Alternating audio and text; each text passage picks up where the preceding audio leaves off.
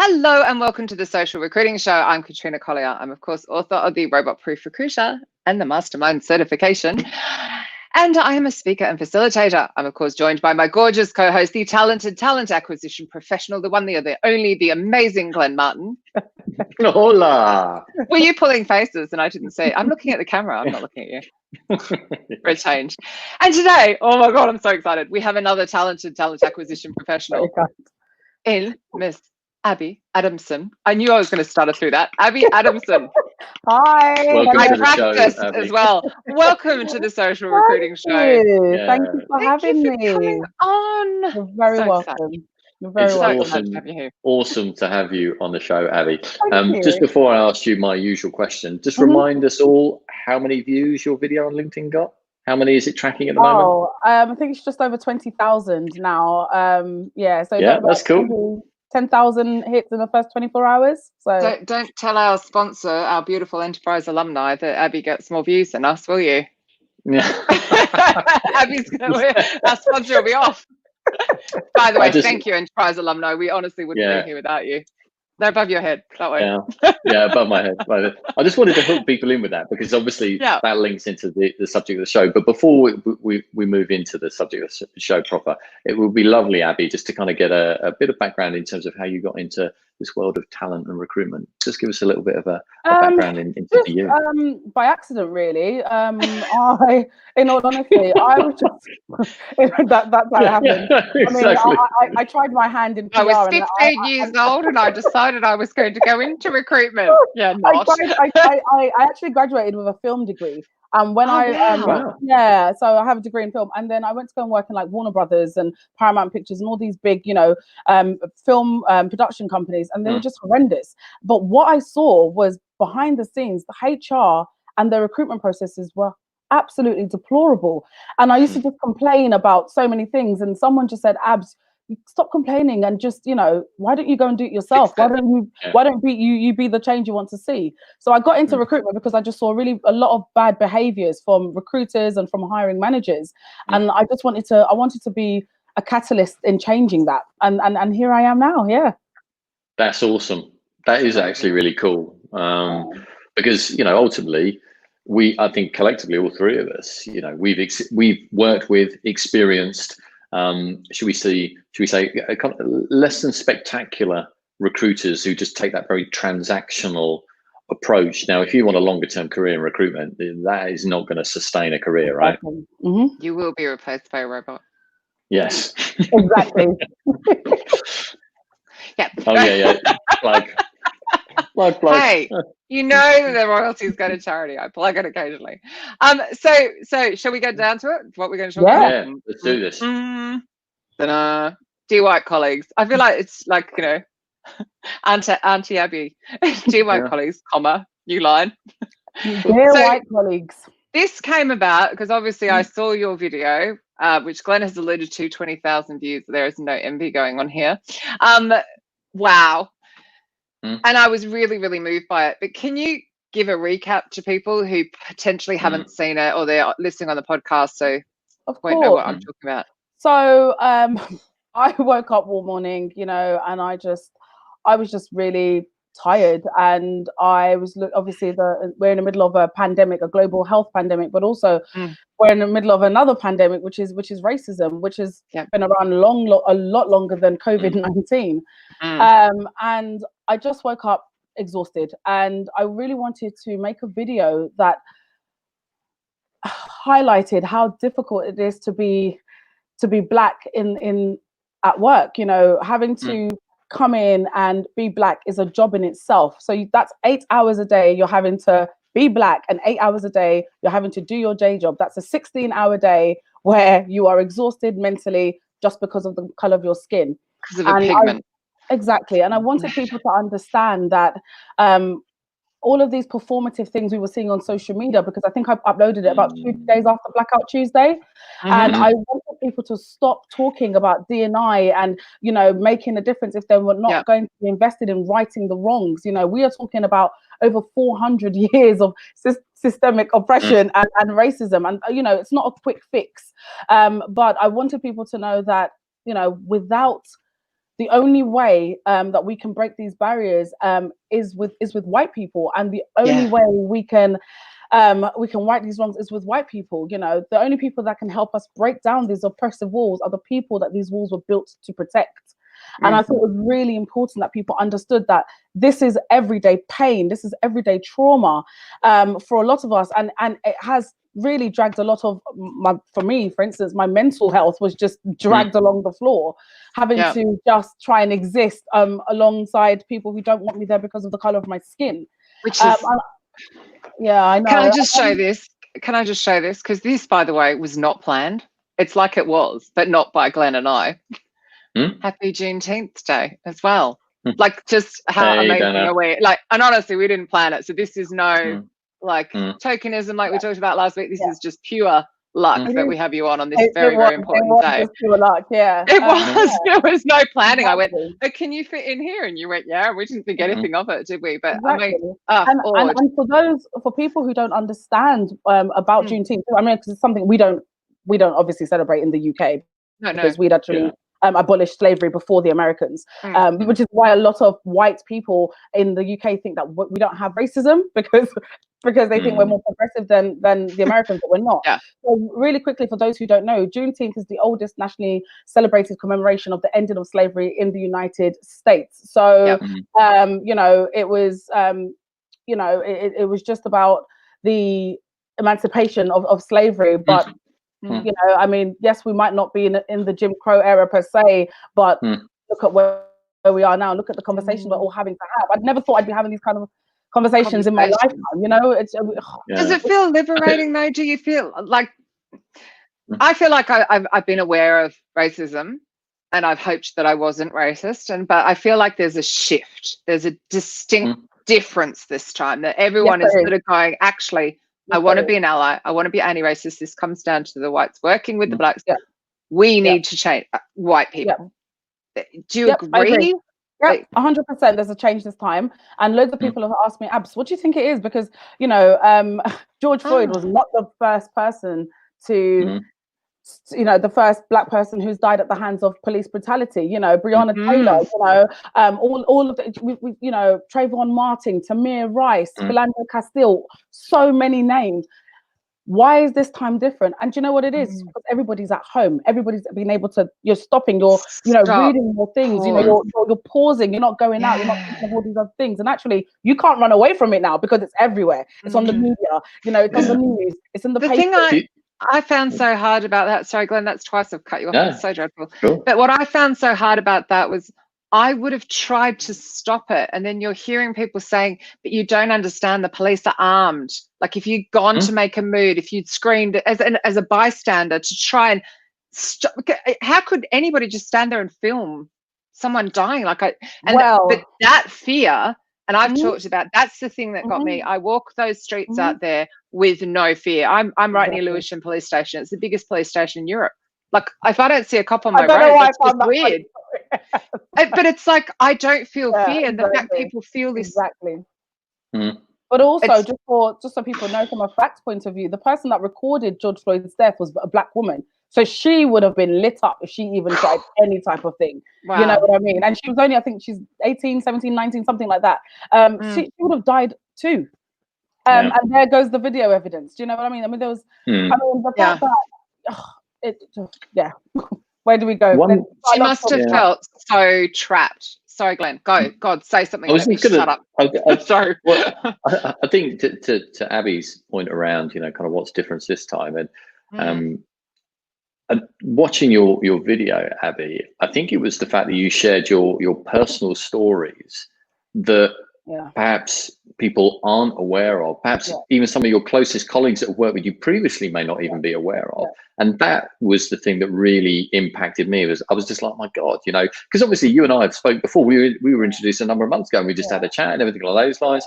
And it was obviously, you know, not something that would be kind of discussed, right? So now a lot of people are sharing their personal stories, and I think that's really resonating with people. Do you sense that? Do you think that's the case? It's lived experiences, and these are the things, you know. And I tell you something, when I uploaded that video, honestly, I uploaded it just because I thought, even if this can change just 3 people's mindsets, I've done a good thing. I had no idea it was going to go viral. To have friends that I've known since I was 4 years old, but since I came to, because I was born in Lagos, I came here at 4 when I was 4. To have friends that I've known for over 20 years send me text messages and emails and knocking down my front door saying, Abi, we had no idea this is how you felt. You showed up to my wedding with your game face on. You know, you're the godmother to my son with your game face on. You show up to work. You know, you deliver. You do a great job. You do all these things, and all the while you're walking down the street crying because people are saying racist things to you. Why didn't you say anything to us? You know, and you know, it is. So can we? Oh, sorry. Yeah, no, go on. Can we talk about what they say? Because I think this is the thing I've been trying to get my head around. It's this, like they call it systemic racism, don't they? It's like they're little subtle remarks. Yeah, it's microaggression, you know, as well as, because I think, and I want to be abundantly clear that people think unless you're saying the N word, unless you're saying the P word to an Asian, unless you are saying something homophobic, that, you know, you're not being offensive. You know, I'm not a racist because I didn't say the N word. And I think that's why people are like, oh no, we're not as racist as you know the States, and we don't have those kind of problems. No, it's the microaggressions, it's the little things of, you know, copying and pasting an identical email to my white colleague and being called aggressive, and I've copied and pasted the same email as them, and it's all, but I mean that was a bit too, you're being a bit of a scary Mary, you know, you're being a bit aggressive, and I'm like, hold on a second, Joe Blogs just sent the same email, and out of interest, was that a male that sent the same email? Actually, it was a woman. It was a white woman. Because you know we can get that as women as well. Oh yeah, we can. But this time it was definitely female, exact, just. But also people need to understand as well. White man, white woman, Asian man, Asian woman, whatever that might be. Black women are the least respected in the workforce. Actually, a black man is more respected than a black woman. Black women are under hell. These are not my opinions. These are facts. These are absolute facts. You know, whether least paid, whether least respected, you know, least promoted. And that's why a lot of black women are now business owners, because it's like, well, we're going to go and create our own opportunities. If you guys aren't going to get it, you know, give them to us. So when we were talking pre-coming on show, you were talking about some of the people that had got in touch with you. And these are like global heads of people and stuff like that, who you'd hope would have some idea. Can you talk a little bit about how you felt at receiving, other than they wanted to not pay you, which is damn rude, by the way. She's worth every single penny. Thank you. But how I felt is pretty pissed off, if I'm honest, because I've gone for jobs. I've gone for, you know, HR and talent roles, senior talent partner, whatever, talent acquisition, whatever, you name it. And I haven't gotten the job. And then I've seen someone else who happens to be white in that role. And then here you are in my DM saying, oh, Abs, do you mind helping me out here? Hold on a second. No. I wasn't good enough to get your job. And here you are in a position where you should know, okay, fine, you might not have lived experiences, but you're in a position where, as a D&I person, even some D&I people as well, sending me messages thinking, hold on, this is your job. This is exactly what you're paid to do. And that's why I said in my video, there's a part I said in my video that to all of the diversity, inclusion, and equality leaders who are silent, your silence is complicit. Yeah. It is, you know, Angela Davis, you know, the Black Panther activist said, silence is violence. Yeah. It is. It really is, because you not being a vocal ally or standing up for things that you know are morally wrong, how is that helpful to anybody? You being a, you know, oh, they're there, but, you know, tapping me on my back, racially, you know, gaslighting. That's a whole nother subject, racial gaslighting. I just, you know, that's not. We'll have a part 2. We'll run an extra show just on that. Oh my God. Can we just kind of give a bit of a definition around that? Because I think there's a number of pieces here that, you know, the microaggression, you know, the kind of racial gaslighting, and then linking that to people's kind of either unconscious bias or worse, even worse, Abby, is lack of education. In terms of, you know, so. Exactly. And I want to say, first and foremost, it is not the job of Black people to educate it. You know, people, so many people are like, oh, I'm really tired about hearing this. Well, if you're bloody tired about hearing it, imagine how we feel, you know, having to keep trying to you know, explain our very existence. What a revolting thing to say to somebody. Like, we're tired of hearing about this. I mean, but let me oh my God, sorry. All that's broken in the world of, sorry, we were talking about gaslighting definition. Sorry, Abby. So, So when we're talking about racial gaslighting, so most of us know what gaslighting is by now. You know, it's a phrase used to describe manipulative and psychological abusive behavior, especially narcissists do it really well. Especially in romantic relationships. But also, of course, gaslighting can happen with friends and colleagues. The point of gaslighting is to undermine and make a person question their own judgment or perception or memory. And racial gaslighting, it is exactly the same, because it makes the victim question their judgment on issues of racism, which no one has a right to do unless you're living in that person's skin. So I'm going to give you an example of racial gaslighting. Is when people say, it's only a bit of banter, stop being so sensitive. You know, I'm not racist because my uncle's nephew's wife's dad's brother is black. So what? I heard this on sorry, I interrupt you all the time. It's so emotional. We have to have a part two. We do. We need a part two. Oh, but I want to give you if you don't mind. Can I give you an example on that though that went through my mind? Because I heard someone do. Well, it was written in on Jackie Clayton's post on Facebook. A white male did exactly that, and I got thinking about this whole blah blah blah. It's like me saying I'm a neurodiversity expert because my full blood brother has Asperger's. I don't understand for 1 minute what it's like to be him. I don't know what that feels like. I had 21 years of living with him and I still couldn't tell you what it feels like. Exactly. How dare anybody use that as an excuse? Exactly. And sorry, I just so wanted to say that. It's things like, when people say, in my opinion, Abby, I don't really think they were being racist. Well, number one, nobody asked for your opinion. You know, I didn't ask you for your opinion. And also, you can't tell someone how they should feel or what they should find offensive. You know, and also, you know, probably one of the things like I hear all the time is, oh, Abby, what I said or what I did is not racist. But how do you know? You're not on the receiving end. How do you know? You know, and it's things like that. It's just, or obviously probably the biggest one is racism doesn't exist anymore. That's the biggest gaslighter. If it doesn't exist, why are we all here talking about? Okay, who's saying that?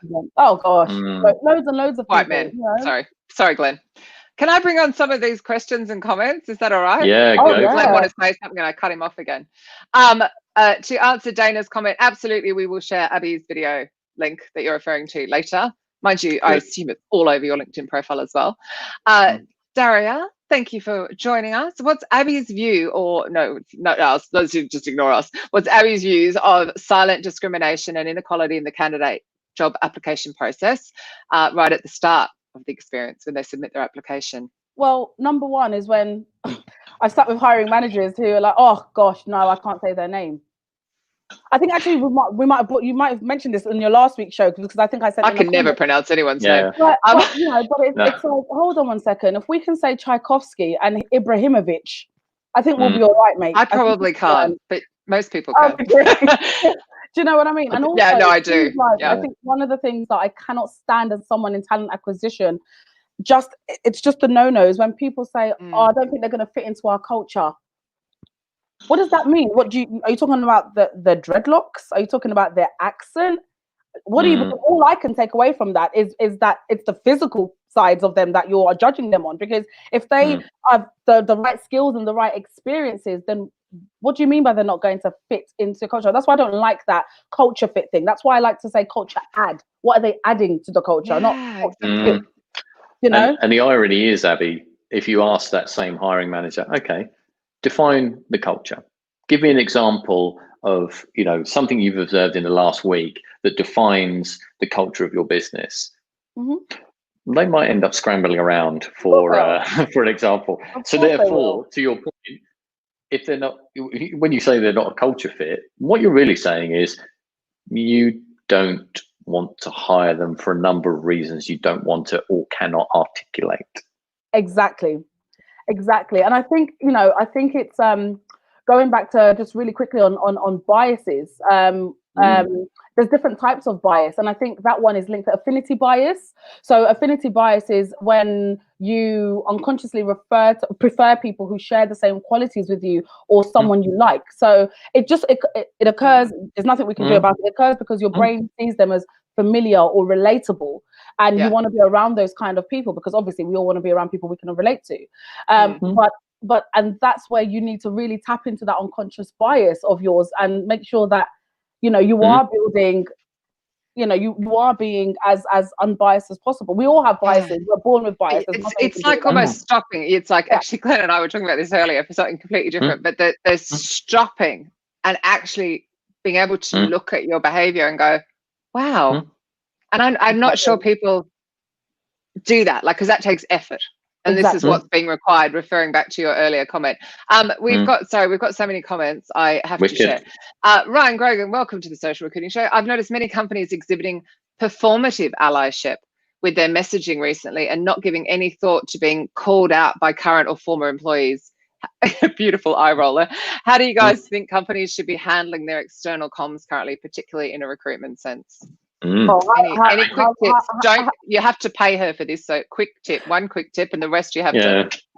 Yeah. I mean, that's a big one. That is a big one. It is, it is something that you have to have a look at what's happening behind closed doors. Performative allyship is when we're saying that when you're posting black squares on social media for likes or for a pat on the back, but then when you heard someone being racially profiled, you looked away out of fear because you don't want to be put in an uncomfortable position. That's performative allyship. It's really it's very self-serving, and it's not. Oh yeah. It's not helpful. Well, you know what I mean. It's kind of it's an intention with no action. Exactly. Right. And action is the thing that will actually deliver change. Exactly. Yeah. And Ryan said exactly what you just said. Impact and intent. People use their lack of intent to be offensive to excuse the impact they've had. We've got another question. Sorry, we're getting loads of them. This is awesome. So here you go, Abby. How do you think companies can make their adverts more appealing to Bain candidates? Is there Well, first of all, you need to have a look at, obviously the language in your job description, making sure that it's inclusive. It doesn't have any type of biases in it. And obviously, and sometimes it's very difficult when you don't know that. When you have that unconscious bias going on, but also it's about looking at your recruitment process and how you're sourcing candidates, where you're sourcing candidates. When we're talking about diversity, where you're sourcing them is a big one. Where you're sourcing them is incredibly important. When we're talking about diversifying your talent pool, we're not talking about just black and white. We're talking about gender. We're talking about disability. What we're also talking about, which is one of the ones people do forget, the socio-economic background as well. Do you know what I mean? Do they all have to be Russell Group educated? No, they don't. Okay, do they have to go down the traditional route of to university? No, they don't. Life is different for all of us. You need to look at all of those things before you start thinking about how to make it more, an inclusive process for BAME people. Yeah, and that's you're really absolutely true. right About the education bit. Yeah, it's kind of like you need to look internally, because that's ultimately what you're reflecting externally when you're looking to attract potential individuals to your company, right? So there's no point creating something that would be appealing if the reality is completely different, right? Precisely. And you need to. Oh gosh, the amount of times that I have seen hiring managers. Just the stunts that I've seen behind closed doors, and that's why again I made that video saying performative allyship and all that stuff is not helpful, because I also know you guys. I know that's not how you think. I know you have no black people of color on your leadership team. I know you know what I mean. It's like, and again I said in my video, and even if you do have a person of color or a black person on your leadership team, are they actually making decisions, or are they just there to warm your seat so that you can say, look guys, we've ticked a box, look at us? Comes back to that kind of tokenism piece we were discussing last week in terms of it's kind of. This was quite interesting. This is actually Sidra Iqbal. I don't know why it hasn't pulled it through, but that's who's speaking. I found this really useful free tool, inclusiveness check, HeroPayUAPP.com. God, it's Friday afternoon. This builds on similar tools by checking for the use of gendered growth mindset and fixed mindset language. Would be great to use when writing job ads. I've never heard of that one. Fantastic. Inclusiveness check. I can't say it, but inclusiveness check. .herokuapp.com. I think I'm expecting it to be Hero UK app. That's probably where I'm struggling with saying it. I always struggle on Friday afternoon. Why do we do these on Friday afternoon? Yeah, but it's so. I mean, in terms of yourself now, Abi, and down to the fact that you started to kind of share your story, that's really built some momentum. When we were discussing prior to the show, you know, companies have kind of contacted you to really, I think, give a bit more of a broader understanding to audiences within their businesses. So are there any particular themes that you're concentrating on within these kind of presentations? And to Katrina's point, high level. We're just giving a flavour here. We're not giving away the full. Actually, before we get that, I think we've just got you a job. Would Abi relocate to Amsterdam? Netflix is looking for a D&I director. I can put in a word. Let me know. Yeah, I will relocate to Amsterdam. We can't have her. Yeah, we want her here. Kobe, send me a message on LinkedIn. That would be amazing. Yeah. No, Kobe, don't. We'll miss her. Damn, any excuse to go to Amsterdam, though. Yeah. Yes, please. Yeah, I was just. By the way, Mark Lundgren on one of our early shows did get a job via being on this show. There you go. There you go. That's awesome. So, Abi, drop her a line. Sorry, I was so rude. Yeah, I was just curious as to what sort of themes you're personally focusing on. So I've been fortunate that loads of companies have reached out to me, and I've actually built an anti-racism guide, and I've called it Anti-Racism: The Beginning, because how fortunate for many people to be learning about racism instead of experiencing it. How fortunate, you know. I remember the very first time someone treated me differently because of the color of my skin, and I remember thinking that I was 18 and I was working in retail, and they thought I actually worked in the shop, and they thought I was going to rob them. I actually worked in the shop, and actually I was coming towards them to ask if they needed any help, and if they clutched all their valuables, and I was like, I'm an assistant here. I was just coming to ask if you needed help. Name tag. But that was the very first time, and I just thought at 18, of course I'd seen so many things, but directly to me where I thought, oh my goodness, what in God's name is this? And so for me, it's about anti-racism, the beginning, because it is a marathon. It is not a sprint. Yep. And as I said, we are unraveling over 400 years of a system built to oppress people in a certain way. So we can't just go through that. But to answer your question, very high level, the things that I like to go through are things like the Black Lives Matter movement, why it is problematic to say all lives matter. Do you want me to? Should I really quickly give you a quick thing about all? Right, yes. Oh my God. Regarding Black Lives Matter, because I do think people need to understand this, right? Yeah. So you've seen many Black people and people of all races go out and protest that Black Lives Matter, and instead of understanding why we're having to say this, some people are pushing back with that rhetoric of all lives matter. Absolutely, all lives matter. Of course they do. So why are Black people being murdered so easily? Why are Black people being disregarded so easily? Why are Black people being brutalized so easily? A Black man can't go jogging without being chased and gunned down by rednecks. You can't have a busted tail light, if you're Black, without being pumped full of lead by law enforcement. You can't even, go out with your children without being tasered, by Manchester police because. These are the reasons why we're saying Black. Of course, all lives matter, but Black lives right now are the reasons. The Black Lives Movement is dedicated to exposing and challenging structural racism. So saying all lives matter actually downplays and shifts the focus from the Black movement and Black oppression. So real quick. Oh, sorry. No, go. No. I just wanted to say, let's just think about this. I just want people to stop and think about Black Lives Matter, all lives matter. We have Breast Cancer Awareness Month. We have prostate cancer awareness. We have, lung cancer. We've got brain cancer. We've got leukemia. So when we're having Breast Cancer Awareness Month, why isn't everyone saying, but all cancers matter? We all know all cancers matter. But right now, we're talking about breast cancer. Yeah. Right now, we're talking about it's not complicated. It really isn't complicated. Imagine if you know, you're burying your dead grandmother, and then some nutter rolls in and says, "All dead grandmothers matter." You would be like, "What? No, okay, this is my grandmother's funeral. What are you doing here?" What are you doing? That's exactly the same thing. So I don't understand how people can't understand that. Well, not only that, I had this whole argument about that with somebody because they're, you know, right in the middle of Pride Month, they felt like they were being overlooked, and I got so angry about it. And of course, it was a white man. Just that, so it was just the frustration, and it's like, but really, most of us. So, say your grandmother had been murdered by somebody, you don't really care about their life. In your opinion, actually, their life doesn't matter because you throw them in jail already. So it's like, yeah, all lives matter to a point.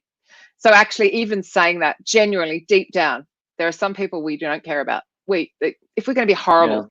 But going back to the racism thing, I think it's a generational thing as well. So the 1950s isn't that long ago. No. Some of the older generation, we need them out of, sorry, boomers, if you're listening, we need them out of the workforce. I'm not saying all, but I think it will be a younger generation coming up that's going to change it. And I'm going to give you a really random example. I am one of those effing immigrants that came in and stole somebody's job. And I've been sitting in a black cab, as in the color of the cab is black, by the way, you know, London, for those that are from abroad, white boomer age driver going off about all of the effing immigrants coming in stealing jobs. And I've let them go. I usually let them go. This has happened multiple times for about 10 minutes until I go, "Oh, you mean like me?" "Oh, no, not like you, love." "What? Because I'm white and I speak English." Silence. Which is exactly what you're talking about. So it's there. I hope as the younger generations come through and what's happening now, it starts to change. I just want to also talk about privilege awareness or white privilege really quickly. Which he had. Well, oh, sorry, I'm in trouble with Ian for saying boomer. So you know, people automatically get defensive when you talk about white privilege or privilege because it's a negative thing, and it just means the essence of privilege means we're normally not aware that we have it. So when we are made aware of it, it just becomes a very uncomfortable thing. And can I just say those driver would be like that, exactly like that. No. Exactly. And also, I just want to say, white privilege, just want to make this abundantly clear to everybody who's listening, who's white. White privilege is not the assumption that everything a white person has accomplished is unearned. Yeah. Okay? It doesn't mean you had an easy life. Exactly. It just means that your skin color wasn't an extra thing you had to overcome. You know, so most white people who have reached a high level of success, they have worked, of course, extremely hard to get there. But instead, white privilege should be used as a built-in advantage that Black people don't have. And just saying again, having white privilege and not recognize it, it's not racist. But white privilege exists because of the historic and enduring racism and biases. Therefore, defining white privilege also requires finding working definitions of racism and bias. So if you're white or you can pass as white, you may never have been rejected for a bank loan, or a mortgage or things that you may not, be driving a BMW and the police pull you over and be like, "Oh, we saw two Black people driving a BMW," and we were like, "Oh, what dodgy stuff were they doing?" Because you wouldn't do that to a white person. Like I said, I feel safe out on the street. Exactly. Like you said. Exactly. Yeah. Exactly. And then that also, I mean, going a bit off topic into the gender thing, I have the white privilege of being a white female born in Australia, living in London, the freedom I have. The luck that I had that of being born there and living here compared to where I could have been born in the world and been forced into marriage and all sorts. I can't believe that people would deny it. It doesn't mean I haven't had trials in my life. But we could talk about this for hours, couldn't we? We just need to touch some people around a bit. Abby, you kind of made mention in your video as well around kind of individuals that some people are opinionating themselves, they have a voice, but you also, acknowledge that some people probably may not know how to articulate their support, articulate their actions that they're going to take. Have you got any kind of advice for those individuals? Because they may feel slightly like, kind of, what do I do? How do I express myself? They don't want to go down the whole perhaps, kind of social media post route, because they do feel that's just maybe just a kind of token gesture. Is there any kind of advice you would give to them? Do you know what? Go and read up and go and, go and assimilate yourself, in, amongst Black people, but people who are not like you, go and understand the everyday struggles. Go and listen to people's lived experiences. That's one of the first ways you can start by being a proactive ally.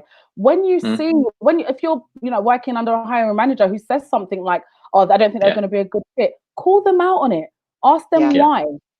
Call them out on it. Ask them why. When you see, one of your Black colleagues or a person of color has worked their butt off and they've been overlooked for a promotion, which you know that they deserve, ask why. It's not what you say. We know it's all about how you say it. And at the end of the day, I think the reason why a lot of people are finding this very uncomfortable is because you are going to be in the shooting line. You're in the firing line, so you're going to feel a little bit, some tiny bit of semblance of what Black people go through every day. And that's what it is about being an ally, that you are ready to say, "I don't understand, Abi, but I stand, and I will stand with you." Even when social media is turned off, even behind closed doors, when you have walked out of the room and nobody knows what's going on, and someone bad mouths you and says, that Abi is scary, that Abi is really aggressive, you're going to say, "No, actually, she was right. You just didn't like what she said to you. How come you didn't call Joe Blogs on that? Why didn't you say that, Joe Blogs?" That is what being an active ally is all about. It's about, when we are not there, will you fight for us?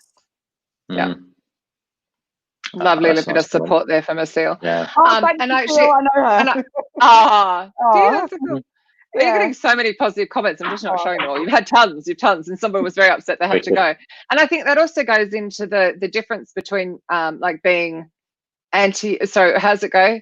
So not saying you're not racist, but being anti-racist. It doesn't mean you're perfect. It doesn't mean you don't have your moments where you're like, "Oh, bleh," and then you go, "Oh," but it's actually realizing you're a work in progress, right? Times over the past 15 years of my life that I've had people come up to me and said, "Do you know what, Abi? I'm so sorry. I should actually." One particular instance it comes to mind, but I won't name and shame anyone, or I don't want to allude to it. Damn it, we tried so hard before the show to prime her to name and shame. They have apologized, but it stuck with me whereby it was very much you people, and they made a you people comment to me, and I did say, I was like, what do you mean by you people? And afterwards, because I was the only Black person as per usual on the table, 3 of them came up to me and said, "Abi, we are so sorry. We were so uncomfortable. We didn't know what to say, and I'm really ashamed." Someone actually said, "My parents would be so ashamed of me for allowing you to sit through that and not come to your defense." Because remember, we are the marginalized group. We are I am the underrepresented group. So I need to always watch what I say, because I don't want to lose my job. I don't want to lose that promotion that I've been working so hard to get. I don't want to lose that pay rise that I've been working so hard to get. So you need your allies to actually speak up in those situations. I'm already walking on eggshells. I have to walk on eggshells. You guys don't have to do that. So stand with me. I think it's so 100%. Unfair that you have to walk on eggshells. It's just wrong. And this links into, I think, a common thread through this show and probably previous shows, is the responsibility of people within recruitment and HR, right? It's not sufficient enough now to just kind of go, they're the business, they make the final decision, we have to be led by them. We have a responsibility to the people in the business, and we have a responsibility to be vocal, as you said, as an ally, to push back, to ask further questions, to ask for definition, and to challenge people on perhaps their thoughts or opinions, the unconscious bias that they may not even be clearly aware of. Exactly. And I do want to, this is free advice, I do want to really quickly touch on, I can hear you. I know, I'm mouthing it. So, and I'm just like, I'm sure I saw something on Twitter that you're doing a consultancy or something. So I'm just working on the sidelines for you. This is what I do. I'm very annoying. I want to. This is one. I just want to throw this one out here. So yeah, some of the what not to say when talking about race, because dear white colleagues, we just don't need you to say this to us. Please, just don't. Okay. And I'm gonna start with probably my number one pet peeve that makes me want to pull out the little ringlets of my growing afro. Yeah, is when you say, "I don't see color." Yeah. What are you talking about? Because you know your reds to your blues to your greens to your yellows, but all of a sudden when it comes to black, you all of a sudden don't know what it is. And it's hilarious how all these people who don't see color know what black on black crime is. It's fantastic because all of a sudden they know what that is all about.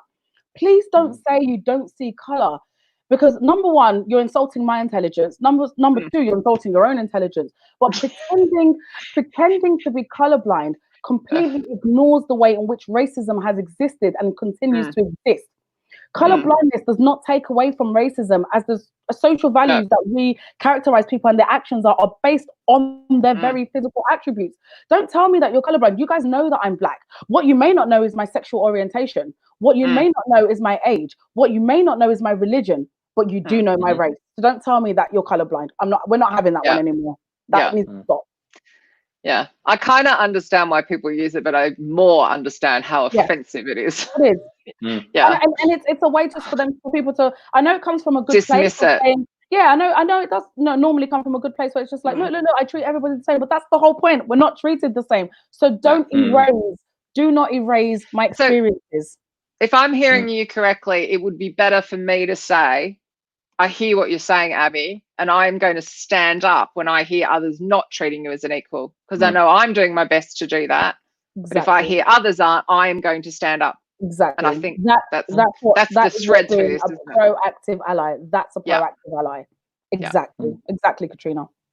Cool. Yeah. And I know for Glenn and I, it will be a case of using this show as a platform. And obviously when I'm allowed to run Disrupt HR again in person, continuing to use that as a platform, educating, getting the verse out, giving us something to listen to and learn from as well. So exactly. Providing that kind of platform, and that's what Sorry, we do. I get so emotional. I hate people not being treated right. It is an emotional thing to talk about, and it's just again, as I said, when people are just like, oh, I can't believe we're having these conversations again. Try and put yourself in my shoes. I mean, we are more tired, and than anyone else, that we're having to justify our reason for being. And I said it in my video, like, how can I bring my best self to work? How can I perform to the best of my abilities when I feel like you don't want me there? I don't want to keep walking to work or going to organizations where I'm hiding in Cafe Nero toilets. True story. This has happened to me so many times where I've hid inside Cafe Nero or Starbucks, sobbing my eyes out, thinking, I don't know if I can take one more microaggressive comment. I don't know if I can do it. I can't do it. And if someone tells me that I'm being oversensitive or gaslights me into thinking that I'm making a mountain out of a molehill, I don't know what else to do about this. Well, it looks like though we've got you a new job in Amsterdam. Yes. Yeah. Kobe's hiring you. No, it's all going on. So yeah. So no, not that one. It's definitely. Oh, by the way, this was also. Oh, I've lost who it was. I hate it when it does that. Thank you. Whoever said that to me. Thank you. That was a lovely comment. Val. I don't know why every so often it just brings someone as a LinkedIn user. It's very strange. Thank you so much. That's very kind. And I know. So I think that we've covered off most of the questions. There were so many. Brilliant. If people want to reach you, other than obviously you are now LinkedIn famous, a beautifully personalized invite to connect on LinkedIn. Oh, don't just connect. Just be like, oh, I saw you absolutely personalize that invite or you annoy me. Okay. It's like my pet peeve. It's completely my pet peeve. I'm really relaxed about that. I'm like, hello, hi. Yeah, I'm like, who the hell is this weirdo? Yeah, no. I'm going to absolutely record you a piece that you can play to those people, by the way, that in response. And anyone that wants to dismiss you, I'm going to have a recording for you that's full of Australian expletives ready for you to just play. So this is Katrina's opinion of what you just said. Yeah, that'll help. Thank you. Sorry. Yeah. I was going to say, just top and tail it for those individuals that now have have listened to Abi on the show, please, I do encourage you to go and view her video on LinkedIn. It's on her LinkedIn page, and it will make you think and appreciate. And I think it's absolutely something that, for me, like I say, again, an education piece, because it highlighted, we don't discuss these things. And when you were starting to share your stories on there, I was shocked that, there wasn't a forum for you to kind of talk about that. Ian, that's a bit naughty. Ian. Ian's being really sincere, and he's thinking about a discount on his Netflix account. Yeah. But yeah, watch the video. Watch the video. Watch Absolutely. the video and connect with Abby. Abi. Move me to tears. You moved me to tears doing this as well. Everyone has the right to feel like they belong, and nobody should be turning up to work not feeling like that. And it is up to us to ensure that's the case. That's our job. So, and particularly if you're in a people role. God. Yeah. 100%. Next week, we're changing topic a little bit. We've got Margaret Bujon, who is actually going to give some advice around interviewing for all of the recruiters who are currently interviewing at the moment. Bit ironic, but yeah, we could all do that better. Yeah, so hopefully that will help as well. Abi, wow, bottom of my heart, thank you. Thank you, Abi. Thank you for inviting me. Thank you. Thank you for being brave enough. I'm sure that you had some hesitation before you posted that about the repercussions. So thank you for that braveness, that fearlessness, that moment, those 10 seconds when you went, no, post it. Thank you. That's really eye-opening. So I can't wait to see how far you're going to go. Oh, thank you. Yeah, no, definitely. Thank you, everybody. Thank you for all the comments, even from the boomer. Here we go. Beautiful comment from Kay. I agree. Abi's video is so interesting, educational, so worth a watch. So thank you so much. And important as well. So thank you again. And we shall see you all at the same time next week. Have a wonderful weekend. Bye, everybody.